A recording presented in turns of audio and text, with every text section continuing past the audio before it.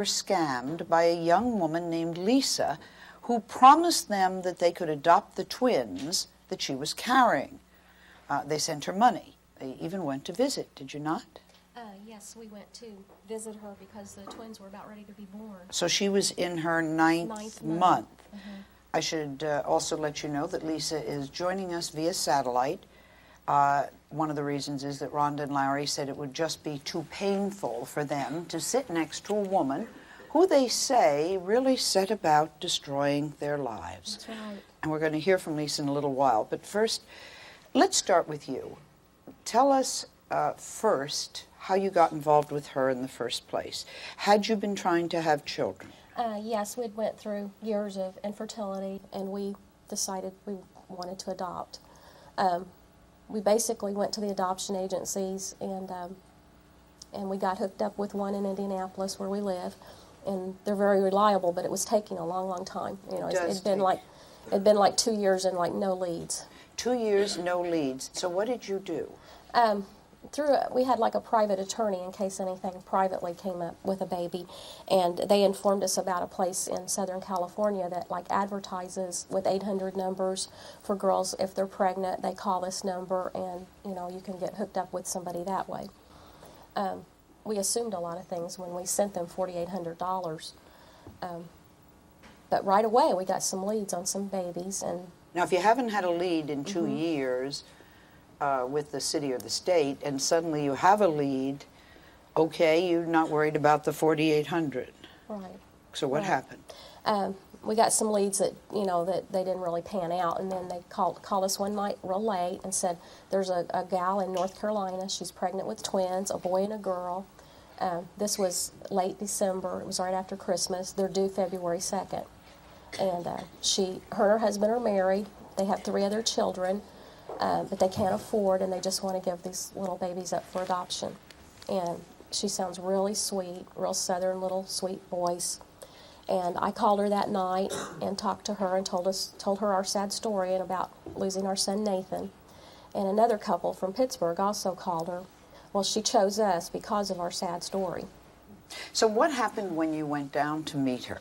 When we went down to meet her, we left on a Friday night, January 12th, and we went down to meet Lisa. We got there. She was just really sweet, a very large lady. I certainly thought she was pregnant. I mean, I've been pregnant, and she was a lot bigger than I was. And she took us around town and showed us the hospital where the babies were going to be born, like that Monday or Tuesday by cesarean section, and showed us where the doctor's office was, where she went to the doctor. For the weekend, we had really some problems with our producer and Lisa, and I'm directing this mostly to the lawyer. They were asking for an enormous amount of things, and I want the lawyer to be aware that that happened, that I have a producer and a senior producer, executive producer, all of whom were feeling that they were being scammed.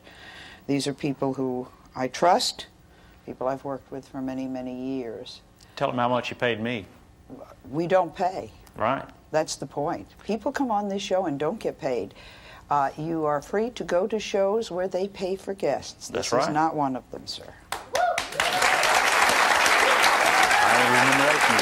Zoe is the mother of 2 babies who were both taken away from her, and she probably will be not able to get them back. Is that correct?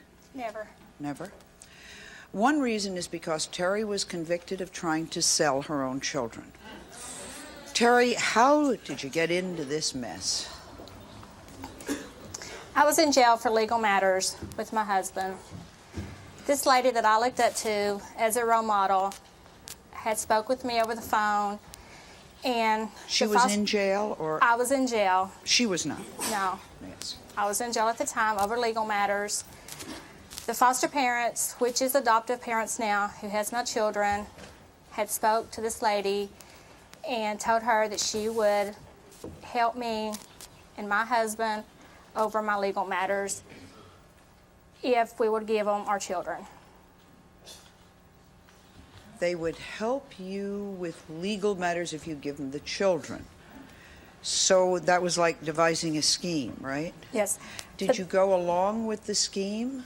They had had our children. Right, while they I was were foster parents to the children. Yes, our children Okay. was done in their custody. You got caught because somebody gave you an envelope filled with money. Is that true? Correct. Yet you said you didn't want to sell the children. How do you explain that? The day that we got caught, we was at the park, and the foster parents, adoptive parents, we was there, and asked me to hand this envelope to my husband. Asked you to hand the envelope. Did you know what was in the envelope? No. Were you not curious what was in the envelope? Yes, and when we were arrested, when we were surrounded, I got out and asked the officer to open the envelope and show me what was in it, and he refused to do it. Were you convicted of this crime? I was not convicted of selling my children. I was convicted of attempting to receive illegal payment for child placement. What was the What was the sentence? I spent 103 days in jail, and I got 2 years probation. Where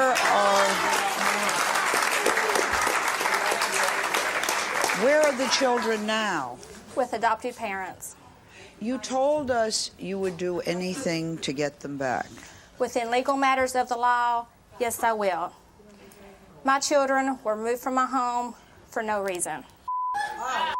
They cannot prove, the DHS, Department of Human Services, cannot prove I neglected them, I abused them, or anything of that matter.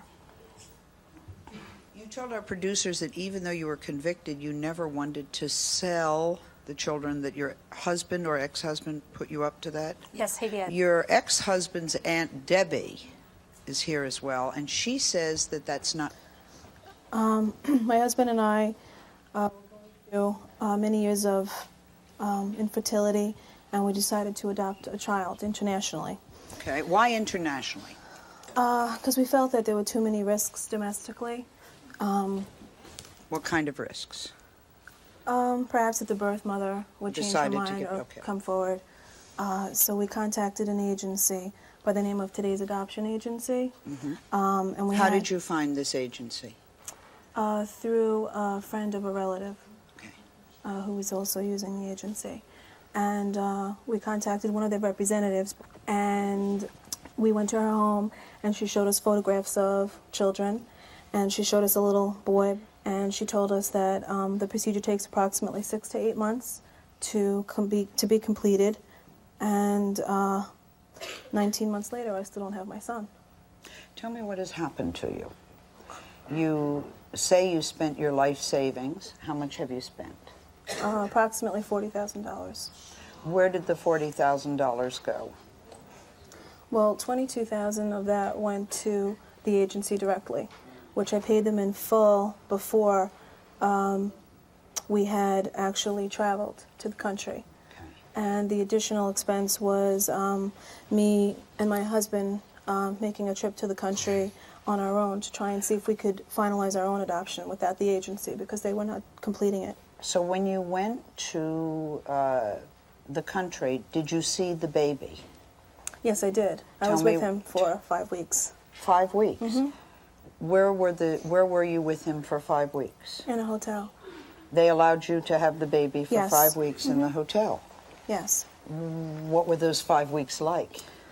They were wonderful, just to be with him, to bond with him. How old was he? The first time we saw him was September of '95, and he was a year old.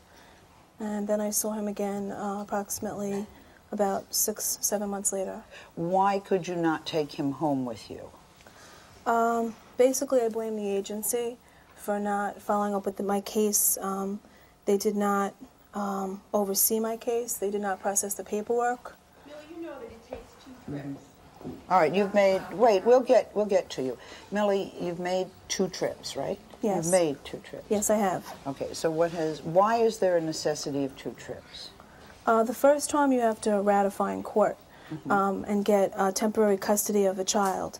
And then you can stay in the country if you'd like for 4 to 6 weeks while the remainder of the process is being completed. However, me and my husband could not stay, so we chose to come home, and the agency told us in 4 weeks we would go back and travel for a second trip. Have you gone back? Yes, I have on my own. The agency kept telling me in the beginning of November, we called the agency to find out what was happening with our case, and they told us it'll be I understand that everyone here, I know Mrs. Kalika, everyone here is a victim, but the biggest victims here are the children, and instead of trying to get back at everyone, let's put our energies together and bring home the children. We lost $22,000. They gave us a picture saying, this is your son, and we got no... But what about the children that are there? We got no Do you really child. think, Millie, this is helping Stephen come home? Do you think that this is helping She Stephen stole come our home? money. I don't think... They're going to help you when they help my daughter? How do you figure that by being quiet? Oh, really? How do you figure that by you being Denise. quiet? That the United States I'm not saying being quiet. There is no You way. think that doing this, you think that this is helping? There is helping. So- well, but somebody wait a has to minute. jail. Somebody has to create to go pay and pay everybody back to what money she owes. My daughter has spent $30,000+, Millie $38,000. This couple, okay, fine. So are you supposed? And dealing with the fact that the prices go up.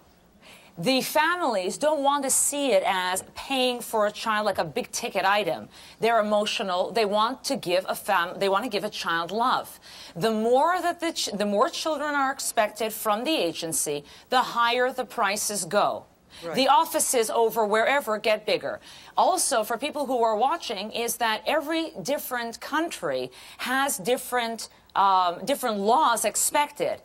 Also, what's interesting, when I did my research to find out and spoke to several families who have adopted both internationally and nationally, it comes to the point where the families get so desperate to want to have a child, things become more and more difficult for them to adopt the child. One woman said, I think very eloquently, she said to me, when a private family wants to have a child, it's their business. When you want to adopt a child, it becomes the world's business. That's right. And my heart goes out to those people who are, fighting over what we should do or what we shouldn't do. The first thing you shouldn't do is be bullied by a bunch of idiots who have these adoption brokerage firms and are trying to get whatever they can out of you. If you're concerned about the children over there, as you said before, if these if the world became understand that you do not buy children, that you want to give them homes, then exactly there is a